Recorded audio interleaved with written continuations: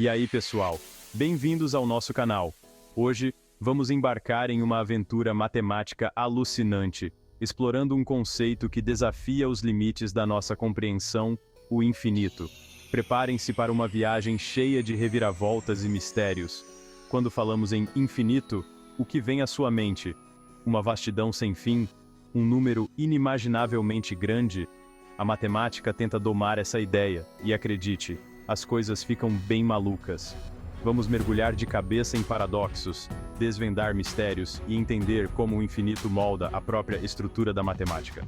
Apertem os cintos, porque a aventura vai começar. E aí, pessoal?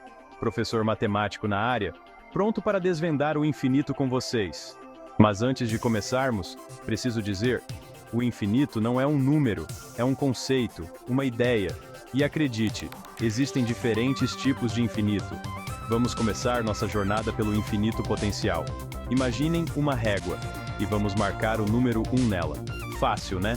Agora, dividam esse espaço entre o 0 e o 1 na metade, marcando o meio. E se dividirmos de novo? E de novo? Podemos fazer isso infinitamente. Essa é a ideia do infinito potencial. Um processo que nunca termina. Sempre podemos ir mais um pouco. É como tentar contar todos os números naturais.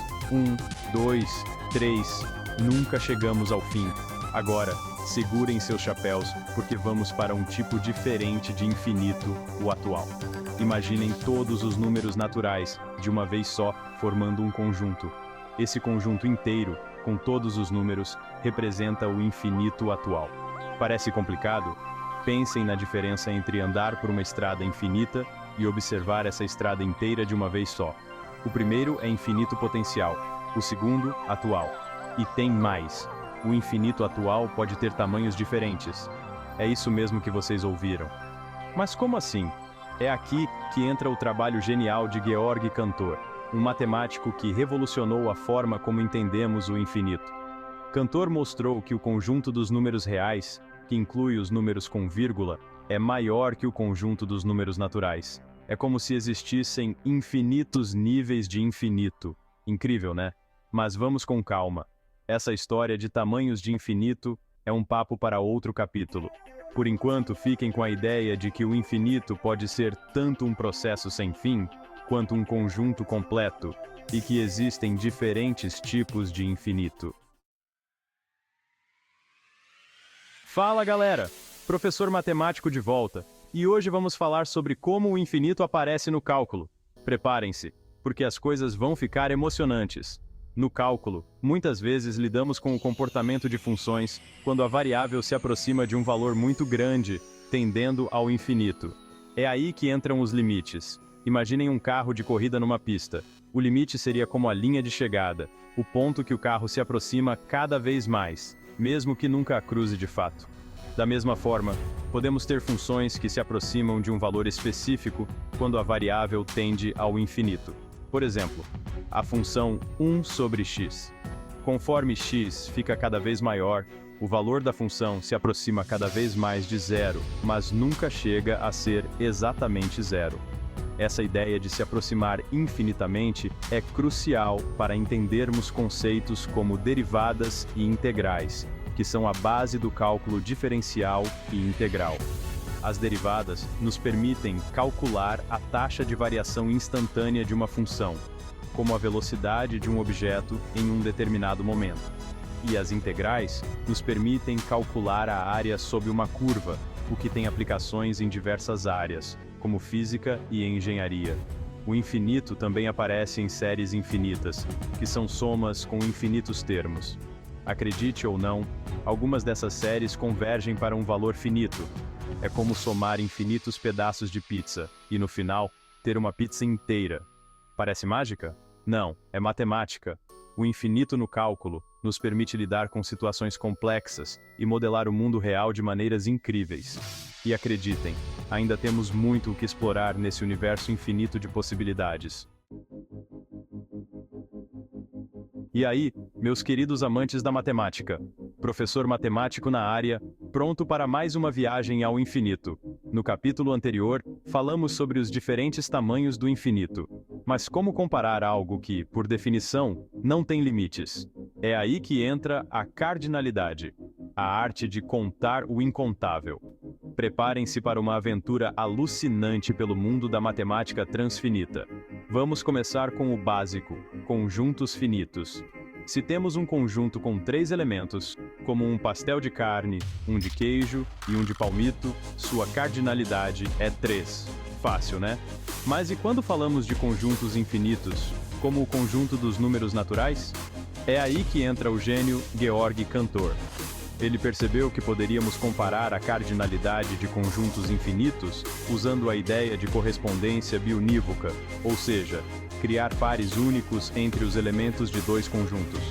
Por exemplo, podemos criar uma correspondência biunívoca entre o conjunto dos números naturais, como 1, 2, 3, e o conjunto dos números pares, como 2, 4, 6. Para cada número natural, existe um número par correspondente e vice-versa.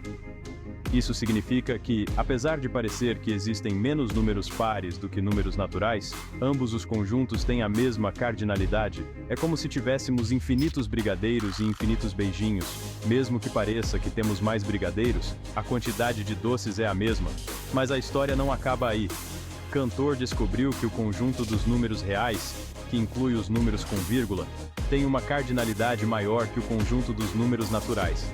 Ou seja, existem mais números reais do que números naturais, mesmo que ambos sejam infinitos. É como se tivéssemos uma quantidade infinita de grãos de areia na praia e uma quantidade ainda maior de pontos na reta numérica. Essa descoberta foi revolucionária e desafiou a intuição de muitos matemáticos da época.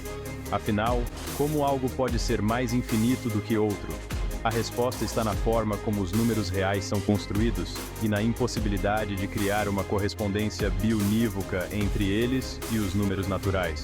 É como se tivéssemos um carnaval infinito, com infinitos blocos de rua, mas mesmo assim, não conseguíssemos colocar todos os números reais em um único bloco.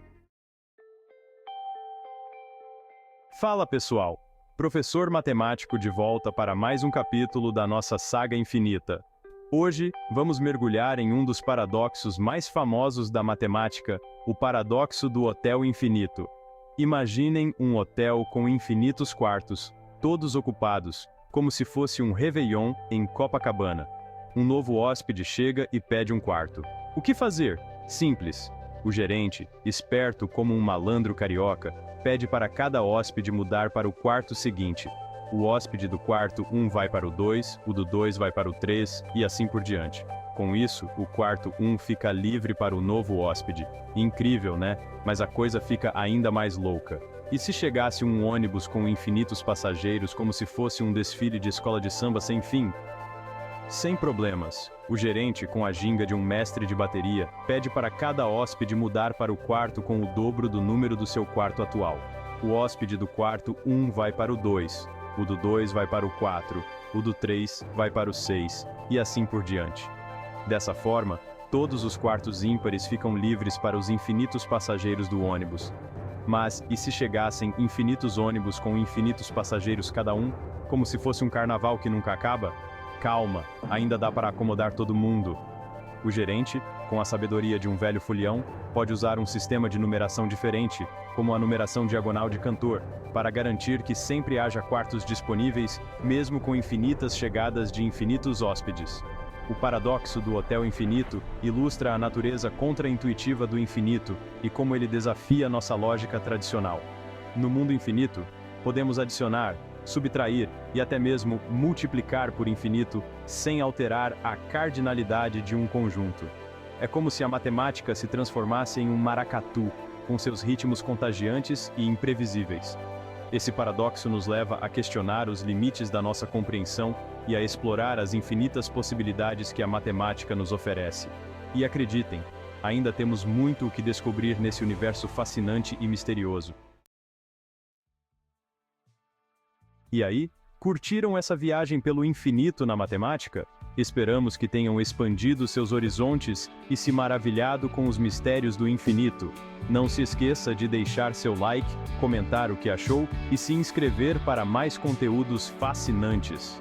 Vimos como o infinito desafia nossa intuição, como ele se manifesta no cálculo e como podemos usar a cardinalidade para comparar diferentes tamanhos de infinito.